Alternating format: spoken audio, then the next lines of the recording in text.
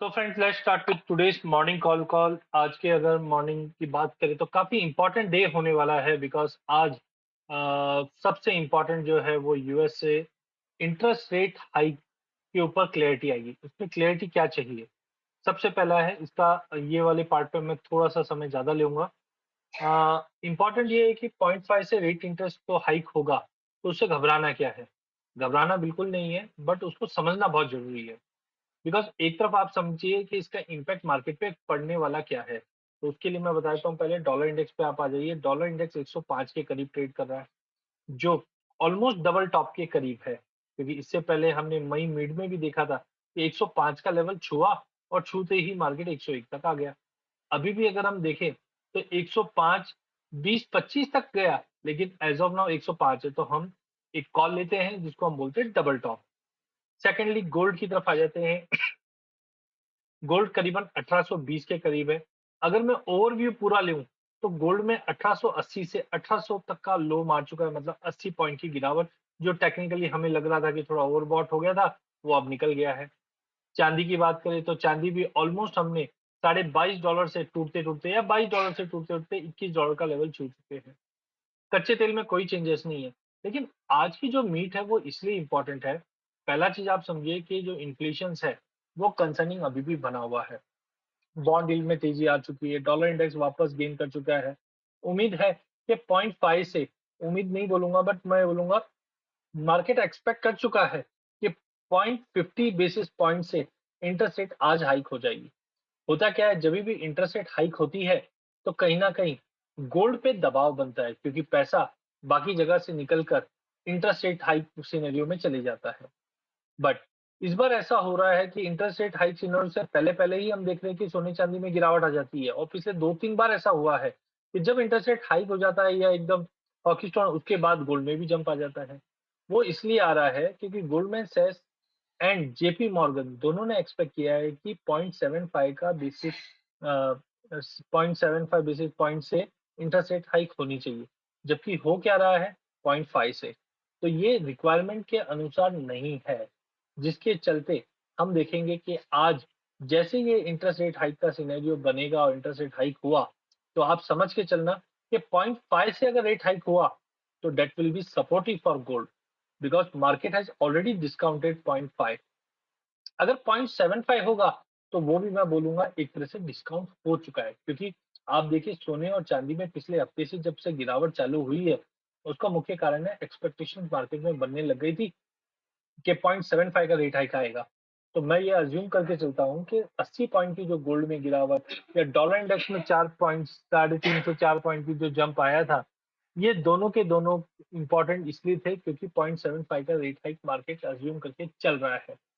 लेकिन अगर 0.5 जो अभी दिखाई दे रहा है ऐसा ही आ जाता है, तो होगा क्या, एक्सपेक्टेशन के बिलो रहेगा और सोने चांदी में स्पाइक कर जाएगा, डॉलर इंडेक्स में करेक्शन। अब इसी चीज को अगर हम चार्टिकली भी देखते हैं तो क्वांटिफाई कैसे होता है, तो जैसे मैंने थोड़ी देर पहले बताया कि गोल्ड डॉलर इंडेक्स 105 के करीब है, जो डबल टॉप का फॉर्मेशन दे रहा है। वहीं अगर सोने को देखोगे तो ये डबल बॉटम का फॉर्मेशन दे रहा है, क्योंकि मई के मिड में ही हमने 1800 के करीब का लो लगते हुए देखा, उसके नीचे जाते हुए देखा, बट क्लोजिंग बेसिस पे 1800 का सपोर्ट था। यहाँ पे डबल बॉटम बन रहा है। चांदी का भी ऐसा ही कुछ हाल है। अगर चांदी के अगर आप डेली चार्ट पे आप देखोगे तो मई में हमने देखा था कि प्राइजेस ये $21 के नीचे चले गया था, और अब हम देखते हैं तो $21 के बिल्कुल करीब है। थोड़ा सा लोअर हाई पैटर्न बना हुआ है, मतलब नया लो नहीं काट रहा। अगर आप लास्ट 6-8 महीने से देखोगे तो ये पैटर्न ही बना हुआ है। तो कहीं ना कहीं देखिए सोने चांदी में डबल बॉटम, डॉलर इंडेक्स में डबल टॉप, इंटरेस्ट रेट का एक्सपेक्टेशन 0.5 जो मार्केट ऑलरेडी डिस्काउंट कर चुका है। तो all this factor make gold silver positive, और इसी के तहत कॉपर में भी हमने जंप आते हुए देख पा रहे हैं। आज 0.25% की तेजी कॉमेक्स में चल रहा है, और इधर भी हम ऑलमोस्ट डबल टॉप बोल सकते हैं, डबल बॉटम बोल सकते हैं, या लोअर हाईज का पैटर्न फॉर्मेशन हुआ है। तो प्लीज ध्यान रखिए, सोने चांदी में कोई भी बिकवाली करना नहीं है, या तो ट्रेड मत कीजिए, और करना है तो ऑप्शन के जरिए कीजिए, लेकिन शॉर्ट पोजीशन से अवॉइड करिए। क्विकली आज के अगर डेटा पॉइंट की बात करें तो जापान से आज मैन्युफैक्चरिंग ऑर्डर का डेटा काफी अच्छा है, जो बेस मेटल को सपोर्ट करेगा। चाइना से इंडस्ट्रियल प्रोडक्शन का डेटा आया जो पॉजिटिव आया है, जो कहीं ना कहीं बेस मेटल को सपोर्ट करेगा। रिटेल सेल्स का डेटा इम्प्रूवमेंट हम बोल सकते हैं जो -11 था, -7 एक्सपेक्टेशन था, -6.7 आया है। बिकॉज़ ऑफ दैट चाइना अब कोविड के कंसर्न ज़रूर है अभी भी लॉकडाउन का, लेकिन कहीं न कहीं वहाँ से निकलता हुआ दिखाई दे रहा है, जिसके चलते retail sales, industrial production activity अच्छी दिखा रही है। फिक्स्ड असेट इन्वेस्टमेंट वाईटीडी में भी इम्प्रूवमेंट होता हुआ दिख रहा है। देन अनएम्प्लॉयमेंट रेट है, यहाँ पे ड्रॉप आते हुए दिख रहे हैं। यूरो जोन से आज इंडस्ट्रियल प्रोडक्शन का डेटा अच्छा आता हुआ दिखाई दे रहा है।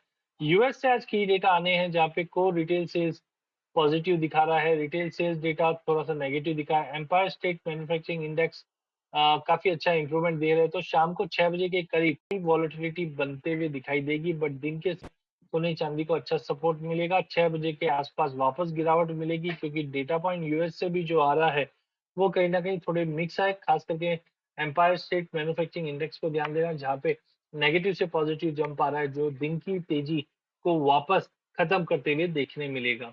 7:30 बजे भी बिज़नेस इन्वेंटरी का डेटा खराब आता हुआ दिखाई दे रहा है, वॉलेटिलिटी रहेगी। 10 बजे ईसीबी प्रेसिडेंट की स्पीच रहेगी और 11:30 बजे आएँगे एफओएमसी के इकोनॉमी प्रोजेक्शन, जिसमें आपको ये देखना है कि हॉकी स्टोन है या डॉवी स्टोन है। हॉकीस मतलब पॉजिटिव, ऑप्टिमिस्टिक, एंड डॉविस मतलब होता है पेसिमिस्टिक, कि आगे जाके इकोनॉमी खराब हो जाएगी। तो ज़्यादा करके हम देखते हैं जभी भी सेंट्रल बैंक बात करती है, तो वो हॉकी स्टोन लेकर ही चलती है 99% because they have to take aggressive steps to compete with inflation and other thing. तो 11:30 बजे जो इम्पैक्ट आएगा वो हमें कल के सेशन में देखने मिलेगा। Quickly moving towards heat map, अगर हीट मैप की अगर हम बात करें तो इक्विटी मार्केट में 2 दिन की गिरावट के बाद मार्केट कहीं न कहीं सपोर्ट लेता हुआ दिख रहा है। विक्स इंडेक्स में थोड़ी बहुत गिरावट दिखाई दे रहा है, लेकिन कच्चा तेल 120 के ऊपर कंटिन्यू होल्ड कर रहा है। That is most important because continue 120 के ऊपर होल्ड करना क्रिटिकल है। नो डाउट एक नई चीज़ हमने देखी है कि यूएस ने एक बिल पास किया है, जिस बिल के तहत इन शॉर्ट अगर वर्ड वाइज़ हम बात करें, तो एक फेडरल सरटैक्स लगाया है, जिसके तहत जो भी प्रॉफिट्स होगा, ये डिप्लॉय करना पड़ेगा, उनको वापस रीयूज़ या कैपिटल में यूज़ करना पड़ेगा। इसका इम्पैक्ट क्या होगा? इसका इम्पैक्ट ये होगा कि जो भी profits oil and gas companies बना रही है, वो प्रॉफिट को वापस उनको इन्वेस्ट करना पड़ेगा, जिसकी वजह से प्रोडक्शन कैपेसिटी और बढ़ेगी और यूएस से प्रोडक्शन कच्चे तेल का और ज़्यादा बढ़ता हुआ दिखाई देगा। ये इम्पैक्ट करेगा एग्री में भी। तो कौन सी एग्री कमोडिटी है जो यूएस के कच्चे तेल का प्रोडक्शन बढ़ने से इम्पैक्ट करेगा? वो है गवार कॉम्प्लेक्स। तो ये जो न्यूज़ है गवार कॉम्प्लेक्स के लिए काफ़ी इम्पोर्टेंट रहेगी, बिकॉज़ कहीं न कहीं अगर कच्चे तेल का उत्पादन यूएस से ज़्यादा बढ़ता है, तो कहीं न कहीं गवार के एक्सपोर्ट को बेनिफिट मिले, क्योंकि रुपए में भी जो गिरावट बनी हुई है, ये भी हमारे गवार कॉम्प्लेक्स को सपोर्ट देता हुआ दिखाई देगा। नो डाउट मानसून को लेकर थोड़ी अनसर्टेनिटी अभी भी बनी हुई है। गोइंग फॉरवर्ड अगर कॉटन की बात करें, तो कॉटन में हमने एक अच्छी खासी गिरावट मार्केट में बनते हुए देख रहे हैं, जिस ढंग से सोइंग डोमेस्टिक पे और इंटरनेशनल में कंटिन्यू हमने बढ़ते हुए देखी है। तो जो न्यू कॉन्ट्रैक्ट्स है, अगर न्यू कॉन्ट्रैक्ट की बात करें, क्योंकि अब दिसंबर कॉन्ट्रैक्ट की ट्रेड होगा, तो नए कॉन्ट्रैक्ट की बात करें तो प्राइजेस 120 के आसपास इस वक्त ट्रेड कर रहा है, तो घबराना नहीं है, क्योंकि बहुत जनों ने 2-3 दिन पहले देखा था कि 140-45 की बातें हो रही थी और अब सीधा 120 हो रही है। तो ये जो डिफरेंस है वो नए कॉन्ट्रैक्ट का है। तो नए कॉन्ट्रैक्ट में कल के मुकाबले थोड़ी बहुत गिरावट इसलिए भी आई है बिकॉज़ कि अब जिस ढंग से सोइंग है वो काफ़ी अच्छी चल रही है और पिछले 5 साल के एवरेज से इम्प्रूवमेंट है। डोमेस्टिक साइड में भी सोइंग अच्छी है। मानसून फैक्टर रहेगा जो इम्पोर्टेंट रहेगा। सोने-चांदी की बात करें तो गोल्ड 1818-1820 के करीब ट्रेड कर रहा है। दिन के सेशन में तेज रहेगा, आफ्टरनून में, इवनिंग में एक पुलबैक दिखाई देगा, बट ओवरऑल ध्यान तेजी का है। चांदी में भी जब तक 20-50 के ऊपर maintain. Good morning everyone. My name is Shayok Devnath, Senior Relationship Manager, KDI Advisory. मैं ग्लोबल क्यू और इंडियन न्यूज रिलेटेड स्टॉक के बारे में बात करूंगा। यूएस मार्केट कल मिक्स्ड रहा। डाउ जोन्स 151 पॉइंट नीचे, नैस्डैक 19 पॉइंट ऊपर और एसएनपी 14 पॉइंट नीचे बंद हुआ। यूएस फ्यूचर में नजर डाले तो आज सुबह डाउ future 111 point, Nasdaq future 84 point और एसएनपी फ्यूचर 20 पॉइंट ऊपर कामकाज कर रहा है इस समय। 30 साल का होम लोन दर 6.28% पर पहुंचा, जो एक हफ्ते पहले भी 5.5% था। मई में यूएस के डब्ल्यूपीआई में 0.8% की तेजी आई, जो अप्रैल में 0.4% की तेजी थी। फेड 75 बेसिस पॉइंट बढ़ा सकता है ब्याज दरें। नेचुरल गैस की कीमत पे कल हमने भारी गिरावट देखी। ब्रेंट का भाव $121 के पार बरकरार है। ओपेक का मंथली रिपोर्ट पे कल बोला 3.36 मिलियन बैरल प्रतिदिन तक बढ़ेगा 2022 में। रेस्ट ऑफ एशिया देखे तो निक्केई 175 पॉइंट, कॉस्पी 30 पॉइंट नीचे, Taiwan index 22 point, Straits Times 6 point, Hang Seng 188 point और संघाई 18 पॉइंट ऊपर कामकाज कर रहा है इस समय। एसजीएक्स निफ्टी फ्लैट 15,720 के आसपास खोलने की इंडिकेशन दे रहा है। आज का इवेंट कैलेंडर देखे तो बड़ा इवेंट है, रात 11:30 बजे फेड का रिजल्ट ब्याज दरें को लेकर आएगा। अभी कुछ न्यूज रिलेटेड स्टॉक की बात करें तो पहले ही आता है बायोकॉन। सीसीआई से विटेरिस और बायोकॉन बायोलॉजिस के डील को मंजूरी मिली है। न्यूज अच्छी है, इनग्रीन ट्रेड कर सकती है ये स्टॉक। एचयूएल एलआईसी ने कंपनी में हिस्सेदारी 4.995% से बढ़ाकर 5.008% की है। इनग्रीन ट्रेड कर सकते हैं ये स्टॉक भी। हीरो मोटोकॉर्प एलआईसी ने फिर इस कंपनी में भी 2% की हिस्सेदारी खरीदी। अभी एलआईसी का हिस्सेदारी है 11.256%। इनग्रीन ट्रेड कर सकता है ये स्टॉक भी। अभी ऑयल रिलेटेड कुछ स्टॉक की बात करें तो ओएनजीसी, ऑयल इंडिया और एचओएसी। ओपेक की जो मंथली रिपोर्ट आई है वो कह रही है 2022 में ग्लोबल मांग 33.6 लाख बैरल प्रति पर डे बढ़ने की उम्मीद है। इनग्रीन ट्रेड कर सकते हैं ये तीनों स्टॉक। आईओसी, बीपीसीएल और एचपीसीएल। एक तो अंडर रिकवरी बढ़ने से शेयर में दबाव दिख सकता है, दूसरा कंपनियों में कहीं-कहीं लॉजिस्टिक इश्यू है, इसलिए सप्लाई स्टोरेज शॉर्टेज है और डिमांड सर्ज पे है। इंट्राडे कर सकता है ये 3 स्टॉक आईओसी, बीपीसीएल और एचपीसीएल। एनएलसी इंडिया और इंजीनियर्स इंडिया, जिसको हम ईआईएल के नाम से भी जानते हैं, दो सरकारी कंपनी है। एनएलसी इंडिया मिथानॉल प्रोजेक्ट के लिए अपने एक बड़े प्लांट डालेंगे, जहां ईआईएल इंजीनियर्स इंडिया को मैनेजमेंट ने कंसल्टेंट चुना है। प्रोजेक्ट की कुल लागत 4,400 करोड़ की है। इनग्रीन ट्रेड कर सकती है ये दोनों स्टॉक। एनटीपीसी गुजरात के कवास में 15 मेगावाट का सोलर प्रोजेक्ट शुरू की है। प्रोजेक्ट का कुल क्षमता 56 मेगावाट है। अच्छी न्यूज है, इनग्रीन ट्रेड कर सकता है ये स्टॉक भी। अभी मेटल सेक्टर में देखें तो टाटा स्टील, जेएसडब्ल्यू स्टील और जेएसपीएल और उसके साथ साथ ऐड कर लीजिए हिंडाल्को को भी।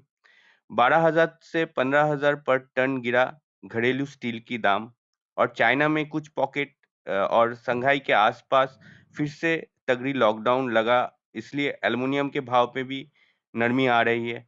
तो ये 4 स्टॉक मेटल में जो है इंट्राडे ट्रेड कर सकती है। अभी डिफेंस सेक्टर में देखें तो बीईएल, हिंदुस्तान एरोनॉटिक्स, बीईएमएल और भारत डायनामिक्स डिफेंस की शेयर की तरफ नजर रहेगी। सरकार अभी पाकिस्तान को छोड़ के चाइनीज एलओसी की तरफ फोकस कर रही है। हथियार प्रोक्योरमेंट में फोकस कर रही है। मेक इन इंडिया के जो थीम चल रहा है, उसके वजह से डिफेंस में पिछले 2-3 हफ्ते से सरकार का एक्शन दिख रहा है, इसलिए डिफेंस सेक्टर आउट परफॉर्म कर रहा है। तो ये 4 स्टॉक फोकस में रहेगा। इंडियन ट्रेड कर सकते हैं ये चारों stock, BEL, Hindustan aeronautics, BEML और भारत डायनामिक्स। मेरे तरफ से न्यूज रिलेटेड इतने ही स्टॉक्स का न्यूज है।